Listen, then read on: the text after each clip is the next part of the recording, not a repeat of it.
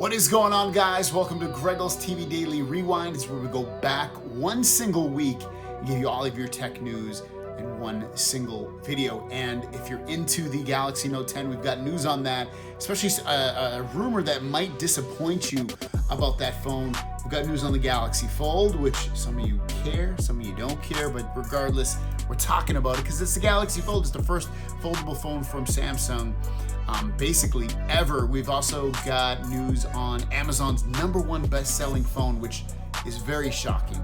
It surprised me for sure, and way more, guys. So check out this week's episode. Let me know in the comments down below, as always, what your favorite story was of the week, and I will see you in the next one.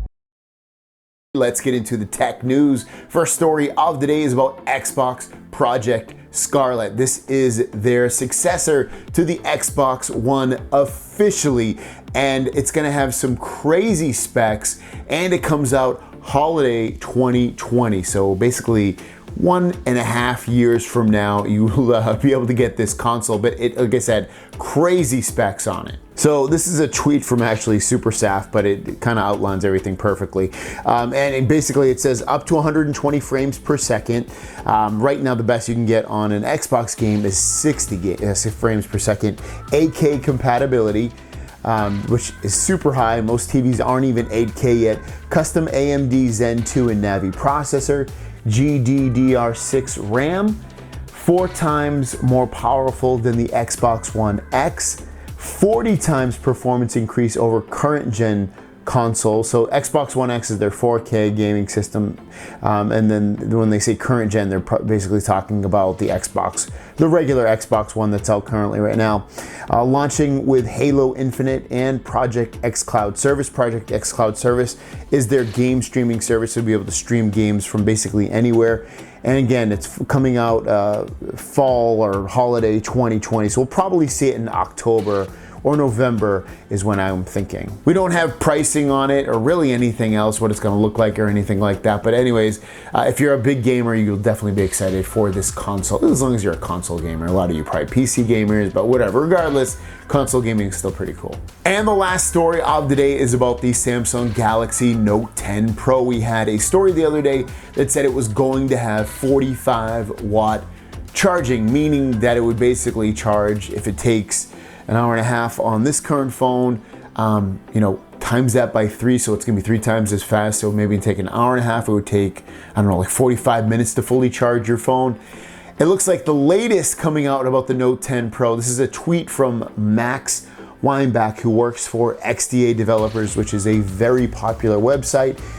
He's saying, according to my source, Note 10 Pro will only have 25-watt charging, not the 45-watt previously leaked.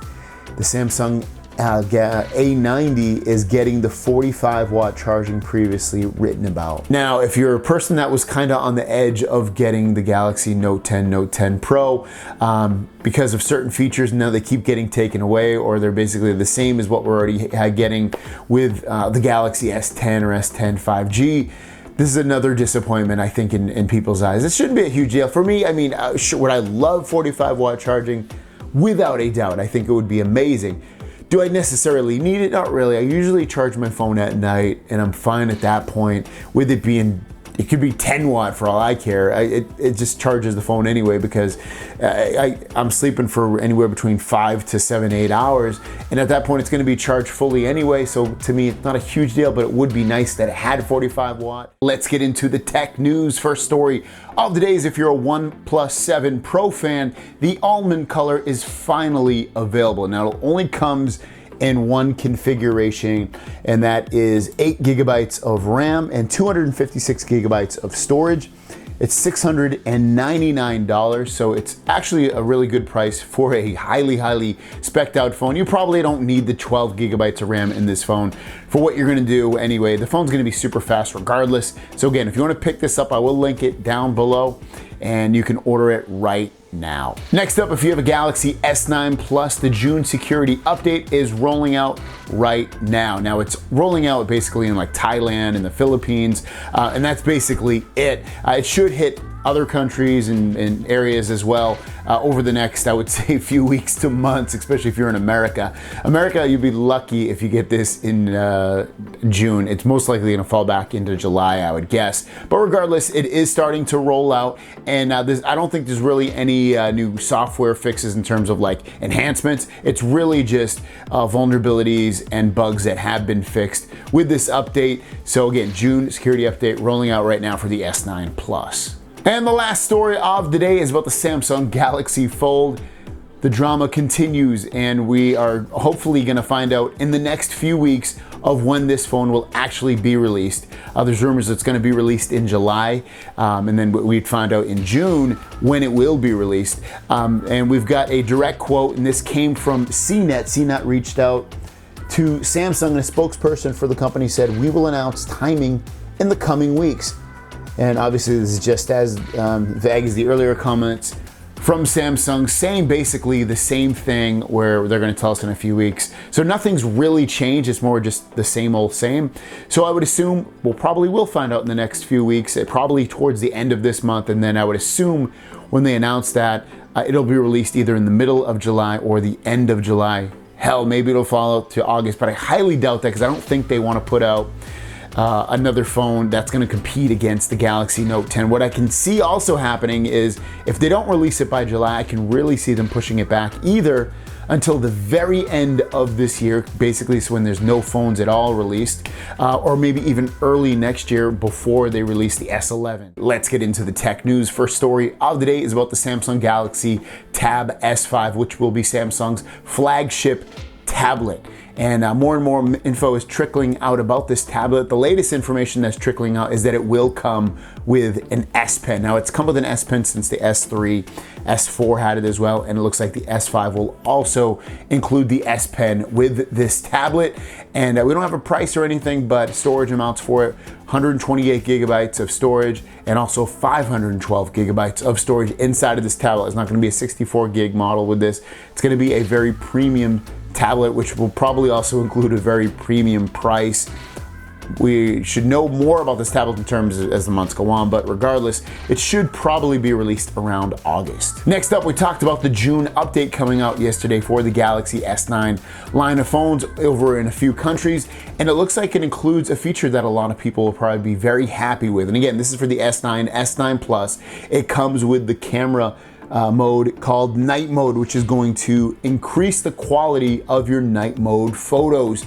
And this is already on the S10 line of phones, and now it's trickling down to the S9 line of phones. This is awesome news for people that have this phone. America still doesn't have night mode on their phones out here on the S10, even though we have some of the latest updates. S9, I would assume, probably won't get it as well, or won't get it for a while. I don't know why. But the rest of the world, looks like you guys are getting this update with night mode. And the last story of the day is just more confirmation about the Galaxy Note 10 and Note 10 Plus, about it not having a headphone jack. Obviously, we've seen the renders of these phones, but it looks like the case renders that are coming out as well from case manufacturers show that there's also no headphone jack. And as you can see right here at the bottom, on the bottom left, that's going to be the S Pen, then the speaker, then the USB-C, and then to the right of that would be a microphone. It's not a headphone jack at all. So unfortunately, it just added confirmation to that phone won't have it. Kind of a disappointment. Like I said, I use it on a nightly basis. Obviously, you can still use Bluetooth headphones. You can obviously also still be able to use USB-C headphones, but I don't know, or an adapter at that point. But again, it's so much easier to not have to take up a charging port. But then you say, well, you can wirelessly charge, but wirelessly charging is slow and you have to have it angled a certain way in order to use it. So it's just not a good alternative, at least in my eyes, to be able to do this stuff. Let's get into the tech news. First story of the day is about the Samsung Galaxy S10 5G. And if you remember, it's only available on Verizon currently. Well, it looks like it's also available now on AT&T, with a major caveat, and that being there's two ways you can get it. You can either be a developer for AT&T, and they'll actually give you the phone for free. So if you develop software or whatever, you can try to join their AT&T developer program and get it. The other way is to be an AT&T business customer. So if you're an AT&T business customer, not a retail customer, but like a business customer, you can buy the phone through them. And if you have 5G where it works in your AT&T network, then you can also use the 5G part of it. But regardless, you can get the phone those two ways. And yeah, it's available now. And if you want to order it, definitely do. I don't know if it's interesting. You know, I would consider ordering it if I was a business customer, but I don't know. It's got less RAM than my phone has, which I probably don't need the extra RAM. It's got less storage, which again, do I need the terabyte? But it's like I'm letting go of some of the things, so I think I'll hold off until the Note 10 arrives. Next up, AT&T has sent out an email canceling everyone's Galaxy Fold orders that ordered it directly through AT&T, but they're giving you a little something special. They put, "Hi, thank you for your recent order for the upcoming Galaxy Fold. Unfortunately, Samsung delayed the release of the Fold, which means we can't ship your phone and have to cancel your pre-order. Don't worry, any funds held on your card will be released. If you were charged, you'll receive a prompt refund. Once Samsung announces the new release date, you can visit AT&T.com to place your order again. To thank you for your patience, we're sending you a $100 AT&T promotion card. You can expect to receive it within the next 60 days. We'll mail it to you at the address you gave us when you placed your order. Thank you for choosing us, AT&T." So a nice little kind gesture from AT&T, allowing you to get a $100 gift card to use on their store that you could use to pay your bill, put towards another phone or accessory. So I like what they're doing there. I almost wish Samsung would cancel my order so I can get a $100 gift card too as well, and then use it at a later date. But regardless, I checked my order. It says in process. Obviously in process means nothing right now because they're not just ready to ship it. It's still at least a month away, most likely, from being shipped. But that's the latest right now with the Galaxy Fold. And the last story of the day is about the Samsung Galaxy Note 10. Now this is a tempered glass that you're looking at for the Galaxy Note 10. You can see the bezels. That's really what you're looking at, is to see how big the bezels are on this phone, because you don't see the camera input on the display itself, the punch out for it in the middle. I guess what Ice Universe was saying in his tweet is that the reason that you don't see that camera punch hole in the middle is because they don't have the exact dimensions of everything for the phone in terms of where it's going to be. And I mean, they know where it's going to be, but precisely where it's going to be. So it's been left off at this point. But regardless, this is going to be what the tempered glass will look like once they get the camera hole precise. That'll be on there as well. But again, this is just really to check out how slim the bezels should be on the new Galaxy Note 10. Let's get into the tech news. First story of the day is about the Samsung Galaxy Fold, and the release date drama continues to get even weirder and crazier. The latest coming out of Korea is that there's no release date set at all, that it probably won't be released in July. Now, according to this article, it says, according to Samsung and its partners, the schedule of a media event for the foldable phone in Korea and its official launch have not been set. And this is quotations seemingly from Samsung. "If we are running such a media event this month, we should be doing something by now," said a Samsung official. "Nothing has progressed since the April delay." So lately, as you know, we've been hearing that in the next, by the end of this month, we were going to hear a release date very, very soon, in terms of it being nearly right after the announcement of when they're going to release the date. And now we're hearing basically they don't have anything planned at all. It's so all over the place. At this point, like I've said in my previous video, I would not be surprised if they either delay it until the end of this year, early next year, or just cancel it altogether and maybe work on a second generation of this product. It's so crazy. I know a lot of you are like, you want it, some of you don't care about it, but regardless, it's still a very interesting story. What do you guys think? Next up, we talked about the Galaxy S9 June update coming out the other day, at least internationally, and now it's hitting United States stores. It's hitting T-Mobile first, and guess what, guys? There's still no night mode camera update included in this. So the update that would allow you to take better night images is still not there. Even though it's out in the rest of the world for the most part, especially for the people that have the Exynos processor, it's still not out here in America like 2 or 3 months later. It's ridiculous at this point. But regardless, that's the latest we have on the June update hitting America. And lastly, it looks like spring has joined the ranks of you being able to pre-order the Galaxy S10 5G, which is Samsung's basically one of their most powerful phones. It's got a huge screen, 6.7 inches, and you can pre-order it day. And if you pre-order it, you'll also get a deal where they take $250 off the price, and you pay just $40.28 per month with zero money down on their Sprint Flex lease. Also, as you can see from the headlines, Sprint's True Mobile 5G network adds Samsung Galaxy S10 5G on June 21st. So June 21st is actually when it will be released, which is, I guess, fantastic news if you're in one of those, if you're in one of these cities, because the next line might upset you. So this phone's really only going to be released in the following markets: Atlanta, Dallas, Houston, and Kansas City, because they have 5G. Then it will become available in Sprint's other 5G markets, which are Chicago, Los Angeles, New York City, Phoenix, and Washington, D.C. in the coming weeks. Let's get into the tech news. First story of the day is about Huawei's foldable phone.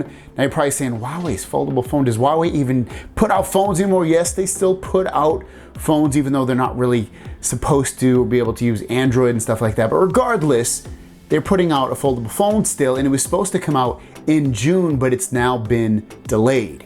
So the Huawei Mate X is going to be delayed because they want to improve the folding screen, and they're now going to release it sometime in September of 2019. Not a huge surprise that they're delaying it, because the Galaxy Fold is delaying theirs, and everybody wants their foldable phone to be absolutely perfect. So it's nice to see that they're gonna put some extra time and love into that to make it the best that it can be. Next up, if you're looking to get a Galaxy S10e, S10, or S10 Plus, they're currently $300 off the unlocked version at Best Buy. You have to do a carrier activation with either Sprint, Verizon, or AT&T. But once you do that, it's unlocked still, and you own the phone, and you get $300 off. So not a bad deal at all if you're looking to get one of the Galaxy S10 line of phones. I'll link it down below. I should be able to do this in store and online. And the last story of the day is about the Google Pixel 4. If you remember, Google put out a tweet the other day showing off a little glimpse of what's going to be the new Pixel phone. And it looks like it's also been pictured in the wild in London. And this is the photo that 9 to 5 Google received from one of their readers. And you can see the camera on the back, and a little blurb below it says, "Our tipster further shared that the device was spotted in London, but no other images were taken of the device. They were able to get a quick peek at the front of the device and confirmed that the rumored forehead did indeed seem large and still had the same front-facing cameras from last year's model." I'm definitely very curious to try out this Pixel 4 phone. Hopefully it's a blow-away phone. I was a little underwhelmed with the Pixel 3 XL. I had it. I just come from the Note 9, and I was like, you know what? Note 9's a better phone than the previous year. I actually loved the Pixel 2 phone, but I don't know. It felt like the Pixel 2 and Pixel 3 were very, very similar phones in terms of like not having a very bright screen and just not wowing me overall. So I'm hoping the Pixel 4 wows me this year. Let's get into the tech news. We only have one story today. Today's Father's Day here in America, and I don't know, maybe no one's working today on the internet news, tech news of the world. So we only have one story, and it is about the #1 selling unlocked smartphone on Amazon. I feel like it's kind of shocking. So when you look at this list, it's fairly shocking. There's 2 iPhones in the top 10. They're both old iPhones. They're iPhone 6s, and they're renewed, so I guess they're like, you know, not refurbished phones. That's the only iPhones you see in the top 10. Then you see a bunch, or a couple of blue phones, which are very low-end phones, a few low-end phones. The only Galaxy I see in the top 10 here, I believe, is at number 9. You see the S8, which is an older one, an A10, which is a very low-end phone, and then you have another A10 at number 3. But regardless, the #1 phone is the Google Pixel 3a with 64 gigs of memory. It's not even the large 3a XL, it's the 3a. This is highly shocking, at least to me in a way. Doesn't have a ton of reviews. It's got 50 reviews, but 4.5 out of 5. $399 on Amazon. You can get it in 3 different colors: purplish, just black, and then also clearly white. And again, it just kind of surprises me due to the fact that this phone it's a fairly good phone, but I mean, I guess more people in the world are buying cheaper phones rather than buying phones that are the phones that I usually talk about on my channel, like the S10 Plus or the Note 10. maybe I should only start reviewing these lower end phones. Pretty crazy. And I think it's a good thing, I guess, overall for the market to show that people still want to buy low end phones. They don't need the top end phone to do basically what? To be a little bit faster, maybe have a better camera in some regards, and have a few more features. So there you guys go. That is my news for today. The comments down below, your question is, did that surprise you what the #1 unlocked phone on Amazon was? Did you expect it to be maybe an iPhone or a Galaxy S10 or something like that? Let me know in the comments down below. There's really not a lot of high-end phones there. It's a lot of phones from either a year or two ago that might have been high-end at one point that are no longer high-end. Sometimes I saw like the iPhone 6, what's that, like 4 or 5 years old now at this point? Pretty crazy. So thanks for watching, and I will see you guys in the next one and down the road.